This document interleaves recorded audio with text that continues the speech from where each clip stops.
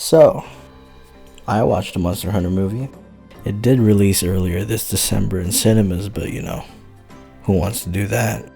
But then they announced it was going to be available for stream on Christmas, and it didn't come out. What's up with that? So then I got really desperate to watch it, so I just went out there to the cinema. Yeah, I know. Given, current goddamn events, that's not optimism. It's mental illness. And as a longtime Monster Hunter fan, did I enjoy this movie? No. But I also am a fan of movies. So just as a film on its own, I still hate it.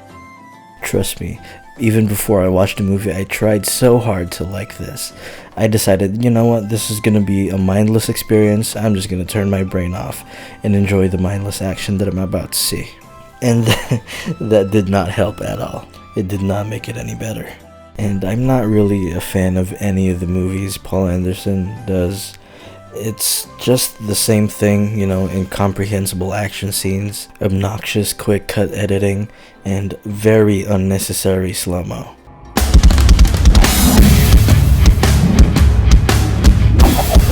Like cheat codes for an action movie, which you have Tony Jaa in this movie. He can do anything. Why are you using this? Watching an action scene in this movie is kind of like just watching Liam Neeson hop a fence in the new Taken movie.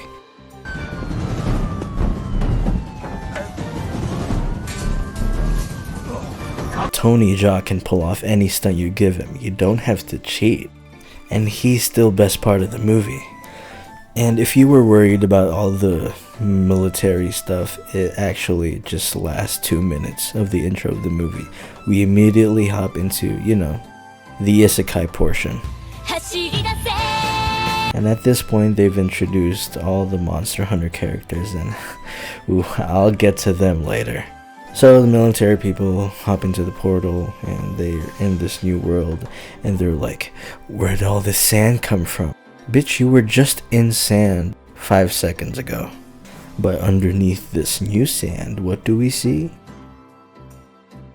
Yeah, it's Diablos. So Diablos kills like one of them, and then they escape to a cave, and they get captured by Nursilla. So Mila Jovovich is like trapped in like a Lord of the Rings spider cocoon thing, and she looks around and it's her teammates, and she's like, oh my god, they're all dead. They're in the same thing you were in. Why are you just assuming they're dead? Anyway, she runs away and meets Tony Jaa, and after saving her ass countless of times from the Diablos and the Nursilla, they beat the ever-living crap out of each other for what felt like the entire half of the movie. And they stopped fighting when Mila Jovovich gives Tony Jaa's character, and stick with me here, chocolate. And he goes insane. His whole character is that he's that one dude from SpongeBob they try to sell chocolate to. Chocolate?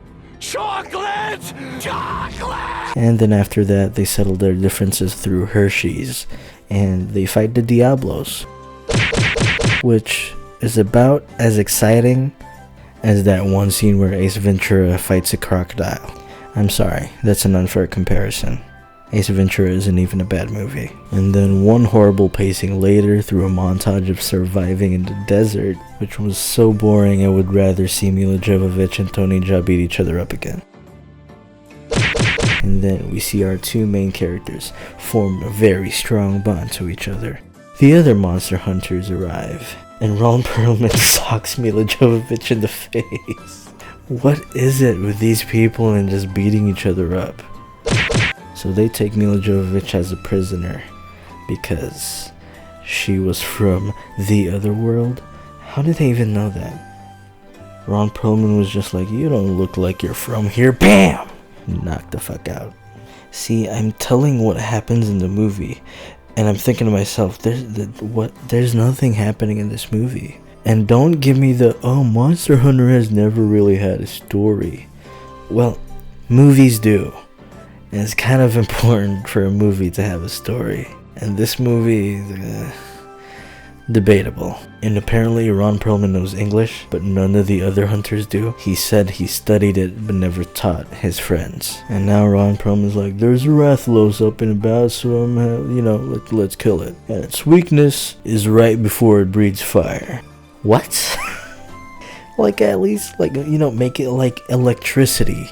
Or, if anything, it's weak after it breathes fire. Because that's when you get an opening so you can smack it. Yeah, I don't know, dude. This movie doesn't make sense. I don't even have a script for this one. I'm just talking out of my ass. Much like how this movie was made. So, the whole Monster Hunter gang sets out to kill this Rathalos. And it's composed of Caveman SpongeBob, and she looks like the serious handler, but she's just a tweeting lunatic. That's basically her dialogue, exactly. The ace cadet who just has a permanent smolder. And then while they're fighting the Rathalos, they just straight up, they go into the real world because of the storm. And then we meet up with the military peeps again. And Rathalos came along. Guys, I want to say something. I hate helicopters.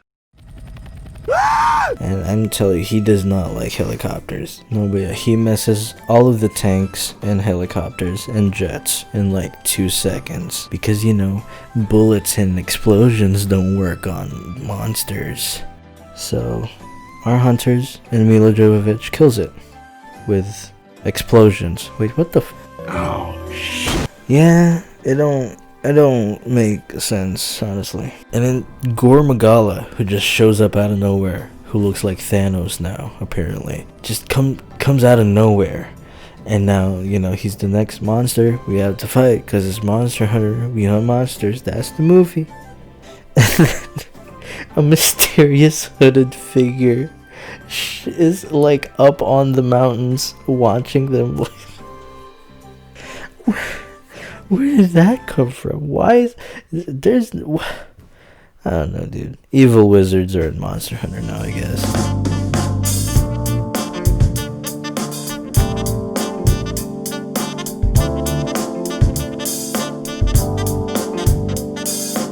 And the music. You have such good music. You have so many good material in the Monster Hunter games. And during what I specifically remember is this chase scene with the Diablos. And the music is what I can only describe as music.